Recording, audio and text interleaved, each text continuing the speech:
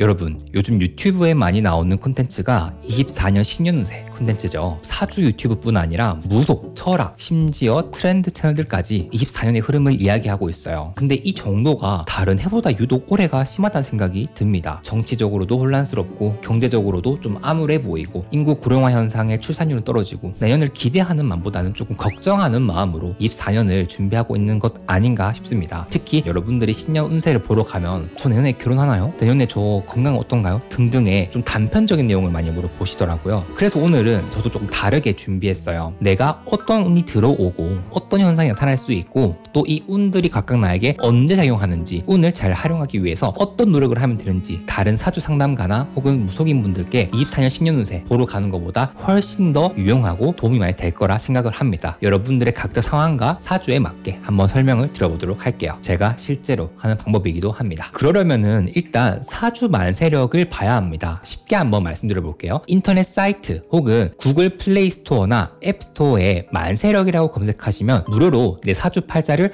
도출해낼 수 있는 프로그램들이 많이 나옵니다. 이걸 만세력이라고 하는데 이 중에서 여러분들이 마음에 드는 거 골라가지고 다운받으신 다음에 내가 태어난 실제 생년월일시 입력하시고 태어난 시간을 모르시는 분들은 모름으로 봐주시면 됩니다. 근데 오늘 볼 때는 남녀 성별이 더 중요하거든요. 오늘은 성별까지 한번 잘 체크해 주시고요. 그 다음 단계로 넘어가시면은 한자가 나올 겁니다. 그쵸? 8가지 한자. 팔자라고 해요. 뭔가 많이 들어보셨죠? 사주 팔자 할 때 그 팔자입니다. 요걸 하나하나 해석하다 보면 여러분들의 성격, 특징, 장점, 단점 이거를 근간으로 해서 내가 언제 잘 되고 언제 좀 힘들고 연애운, 재물운, 시험운, 취업운, 합격운 등등을 볼 수 있는데 내 사주는 그럼 어떤지 좀 궁금하네 하시는 분들은 1번 영상 요거 한번 봐주시고요. 그 다음에 2번 영상 요거 봐주시면은 아 내가 이런 사람이구나 이렇구나 라는 걸 잘 이해할 수 있을 거예요. 오늘은 8가지 한자를 보는 게 아니라 밑에 칸을 볼 겁니다. 이상한 숫자가 나오는데 이 숫자 뭔가 익숙합니다. 2023, 2024, 2025 연도 같지 않으세요? 맞아요. 요거를 세운이라고 합니다. 2024라는 글자에서 요 글자가 뭐에 해당하는지 보면 좋을 텐데 이 갑이라는 글자는 초록색이죠. 그리고 이 진이라는 글자는 사주에서 얘기하는 12가지 동물에서 용을 뜻해요. 그러면 뭐예요? 24년은 초록색 용의 해다라 볼 수 있는 겁니다. 요걸 본음합을 말씀드릴 건데 갑이라는 글자 위에 비연겁재, 식신상관, 편재정재, 편관정관, 편인정인이 있을 겁니다. 방금 말씀드린 10가지 글자를 십성이라고 하는데 아직 이 뜻을 모르시는 분들 혹은 이 영상을 안 보신 분들 같은 경우에는 이 영상 한번 봐주시고요. 동일하게 이 진토라는 글자 밑에 어떤 글자가 있는지를 봐주시면 좋고요. 요거를 어떻게 해석하느냐, 내가 24년 한 해는 밑에 한자의 십성을 활용해서 위에 글자의 십성을 얻으려고 노력한다 라고 보시면 됩니다. 즉 나의 한 해 동안의 목표이자 행복의 기준이라는 게 위에 글자에 해당하는 십성, 비견겁재, 식신상관, 편재정재, 편관정관, 편인정인 요거인 거고요. 이걸 내가 이루어내기 위한 전략, 방법, 실질적인 환경과 처해져 있는 조건들 밑에 글자 지지의 십성이라고 봅니다. 이 사주로 봤을 때 지금 갑이라는 글자 위에 식신이 있고 진이라는 글자 밑에 편관이 있죠. 그러면 편관을 내가 활용해서 식신을 이루고자 하는 게 24년의 운의 흐름이다 라 볼 수 있는 겁니다. 근데 편관이라는 건 뭐라 그랬어요? 정신적인 소모, 특히 체력적인 소모를 뜻하죠. 그래서 어느 정도의 스트레스를 가지고 내가 식신적인 행동을 한다라 볼 수 있으니 내가 뭔가를 만들어내는 시기, 일을 하는 시기, 열심히 내 몸을 움직이는 시기 플러스 연애처럼 내가 다른 사람들에게 뭔가를 표현하려는 시기라 볼 수도 있습니다. 자, 다른 사주를 한번 해볼게요. 이 사주 같은 경우에는 뭐예요? 비견이라는 목표를 달성하기 위해서 내가 편재라는 환경을 활용하려고 한다. 편재를 이용해서 비견을 이루려고 한다. 달성하려고 한다라 볼 수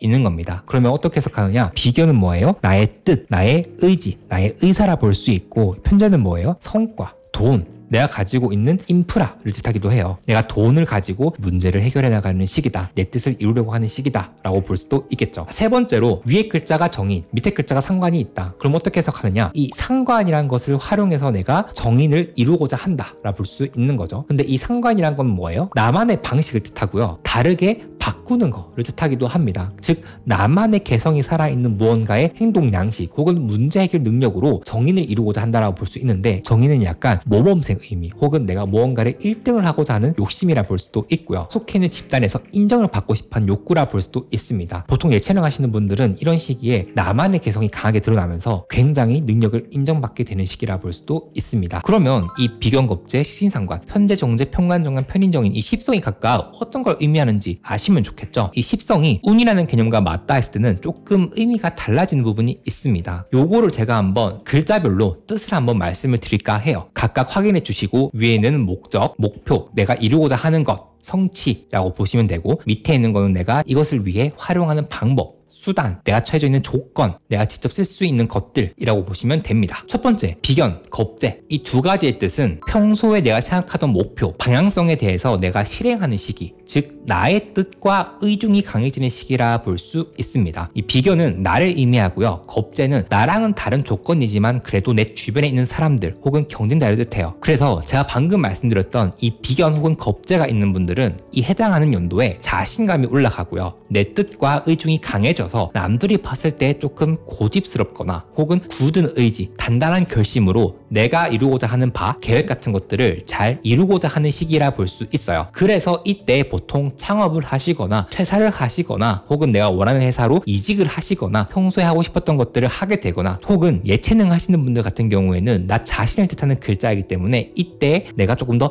드러난다라 볼 수도 있습니다. 사람들이 나에 대해서 알아준다라는 거예요. 또한 이 겁재라는 거는 돈을 쓰는 것을 의미하기도 합니다. 근데 이 돈을 쓴다라는 게 결국 돈이 나간다는 걸 뜻하기 때문에 어떤 사람은 내가 자의로 돈을 막 쓰는 경우도 있고요. 타의적으로 내가 어쩔 수 없이 돈이 나가는 형국에 놓여 있는 사람도 있다. 그렇게 해당하는 것도 겁재라 볼 수 있습니다. 그래서 비견 혹은 겁재라는 글자가 위에 있을 때에는 누구보다 내가 행복하기 위해서 나의 목표를 그대로 달성하기 위해서 나의 욕심이 커지는 시기라 볼 수 있고 그렇기 때문에 조금 더 목표 지향적으로 나아가는 것이 좋아요. 그럼 반대로 비견 겁재가 밑에 칸에 있어요. 그러면 어떻게 해석할까요? 내가 나를 활용해서 위에 있는 천간에 해당하는 십성을 이루기 위해 나를 쓴다라는 거예요. 두 번째로 식신상관이라는 글자가 운에서 왔을 때 뜻하는 의미를 한번 말씀드려 볼게요. 일단 식신상관은 내가 뭔가 노력해서 열심히 해내는 거라고 볼 수 있어요. 비견 겁재는 내 뜻을 의미하고 식신상관은 뜻의 결과로서 열심히 일을 하는 걸 뜻합니다. 즉 갈리는 시기다. 내가 어느 정도 소비되는 시기다라 볼 수 있는 거예요. 즉 다시 말하면 운에서 식신상관이라는 글자가 있을 때는 뭐예요? 이미 가지고 있는 능력을 써서 열심히 그거를 활용하는 시기, 뭔가를 만들어내는 시기, 무에서 유를 창조해내는 시기라 볼 수 있고 체력적인 소모가 어느 정도 일어날 수 있는 시기라 볼 수 있습니다. 또한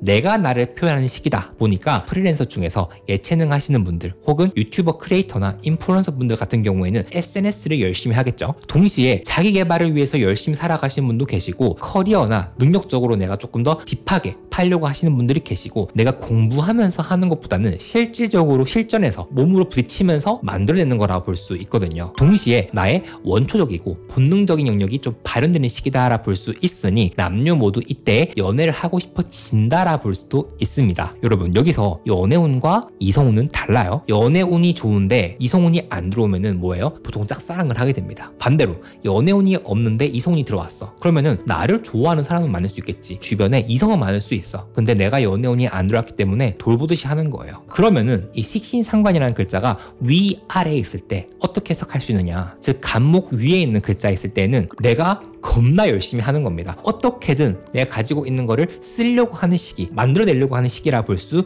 있는 거예요. 또는 연애하고 싶어진다 라 볼 수도 있겠죠. 특히 여성분들 같은 경우에는 이 시기에 결혼을 하신 분들이라면 자녀를 내가 출산하고 싶어지는 계획 같은 것들이 들어오거나 내가 언제 애를 낳을까 이런 것들 고민할 수 있고요. 그러면 반대로 이 식신상관이라는 글자가 진토라는 글자 용 밑에 있을 때는 어떻게 되느냐, 밑에 글자는 수단이라 했잖아요. 내가 가만히 있는 게 아니라 뭐라도 열심히 하는 것이기 때문에 이 시기에는 보통 여러분들이 열심히 뭔가 만들어내면서 사회적인 전문성, 브랜딩, 나만의 기술을 위해서 열심히 갈고 닦는 시기라 볼 수 있기 때문에 내년 한 해가 여러분들이 가지고 있는 능력치를 뻥튀기 할 수 있는 시기 플러스 큰 확률로 25년, 26년, 27년에 여러분들의 능력을 본격적으로 세상에 보여줄 수 있는 시간들이 될 겁니다. 전문직뿐 아니라 예체능 모두 그래요. 자세한 내용은 제가 제 채널에서 월간 운세 콘텐츠로 말씀드리고 있거든요. 도련님께서 만들어주시는 월간 운세 도화지 덕분에 크게 상심하지 않고 잘 달릴 수 있었다라고 하시는 분들이 많거든요. 25, 26, 27년에 크게 한번 바이럴되고 싶거나 잘 나가고 싶으신 분들은 저랑 같이 성장해 나가시면 어떨까라는 생각도 한번